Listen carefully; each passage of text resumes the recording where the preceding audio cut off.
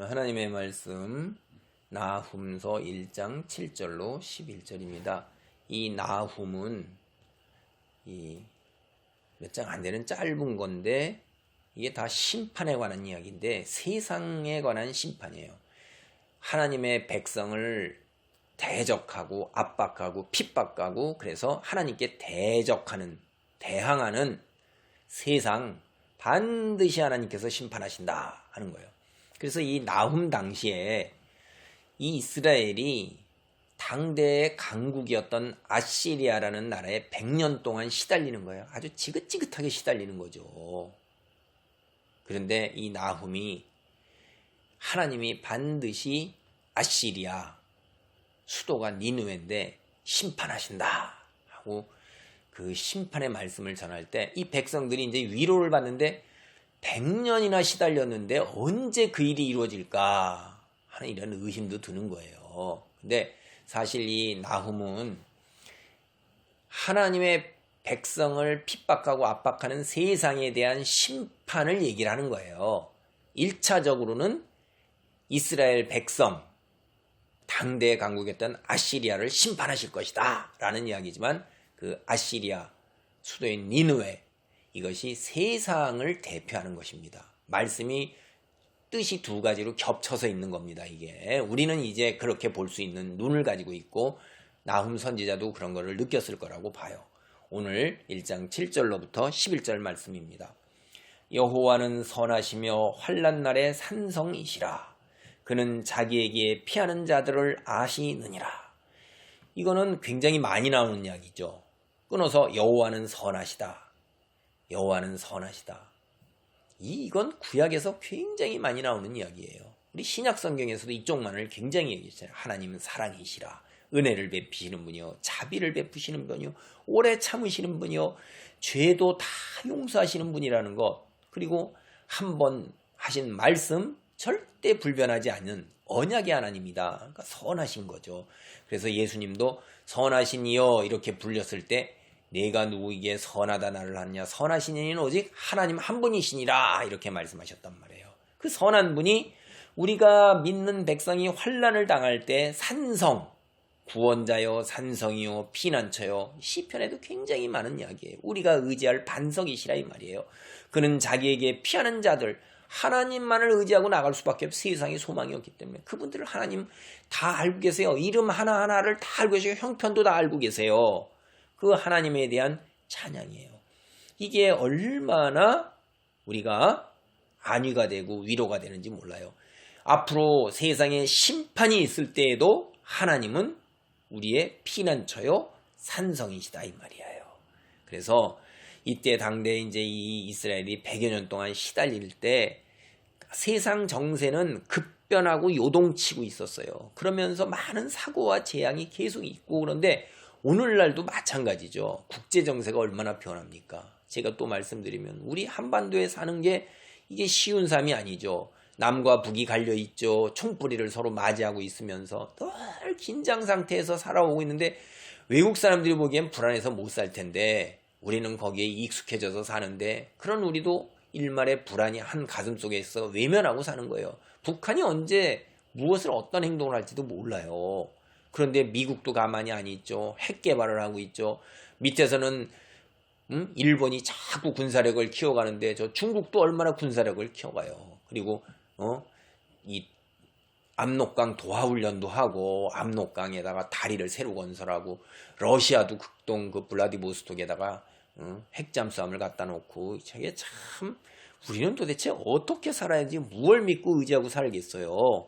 근데 우리는 하나님을 바라봅니다. 선하신 하나님을 믿고 의지하기 때문에 국제 정세가 얼마나 급변하고 요동을 치고 코로나 같이 이렇게 세상이 완전히 180도 바뀌는 일이 일어나도 재앙이 있어도 우리는 좌절이 아니고 불안이 없어요. 그것이 믿는 자예요. 왜? 하나님 전능자의 보호 아래 있는 거예요. 그래서 이제 8절입니다. 9절입니다. 너희는 여호와께 대하여 무엇을 꾀하느냐? 그가 온전히 멸하시리니 재난이 다시 일어나지 아니하리라. 죄송해요. 8절 먼저 봅니다. 그가 범람하는 물로 그것을 진멸하시고 자기 대적들을 흑암으로 쫓아내시리라. 범람하는 물로 그곳을 진멸하신다 하는 건 세상이에요. 여러분이 이렇게 하면 노아의 홍수를 생각나죠? 그렇죠. 노아의 홍수 때 하나님을 대적하는 무리들을 다 하나님께서 심판을 하셨어요. 그런데 그거 생각나는 건 여러분 당연한 거고요.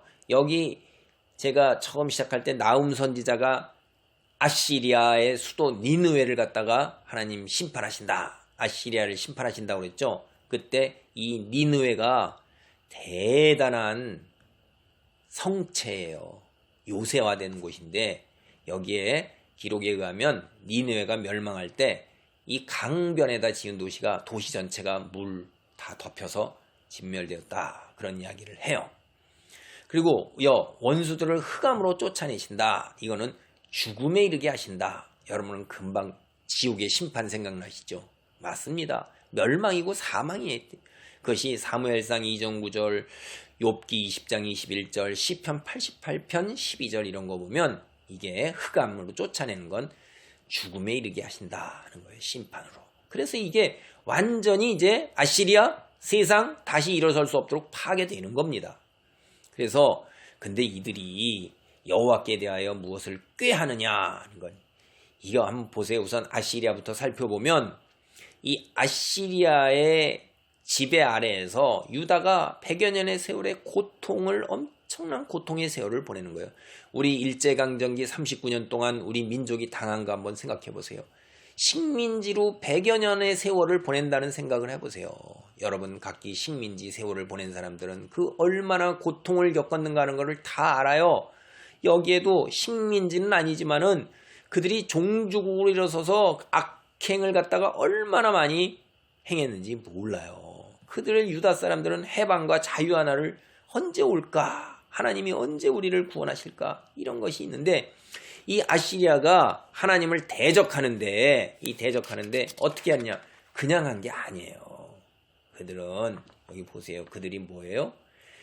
꾀한다 이 말이에요. 이 꾀한다라는 말은 계략이나 음모인데요. 원래 그 뜻이 이게 하나님에 대해서 만반의 준비를 하고 계획적으로 하나님을 대적을 했다 이 말이에요. 그러니까 유다를 괴롭히는 거를 하나님의 백성을 괴롭히는 거를 그저 우연히 한 게 아니라 계획적으로 의도적으로 착취하고 그들을 갖다가 강압적으로 그들에게 압박을 하고 폭력을 행사했다는 거죠. 그런데 그들이 하나님께서 그냥 두시지 않으시죠. 그냥 온전히 멸하신다 이 말이에요. 여러분 아시리아는 하나님 오시기 예수님 오시기 605년 나훔이 이렇게 예언을 한 이후에 대략 한 35년 정도에서 40년 세월이 지난 후에야 아시리아가 메데 바사 연합군에 의해서 완전히 멸망을 해서 지도에서 사라져요. 이게 그러니까 온전히 멸하는 거예요. 그래 이제 아시리아 같은 재난이 다시 일어나지 않는 것입니다.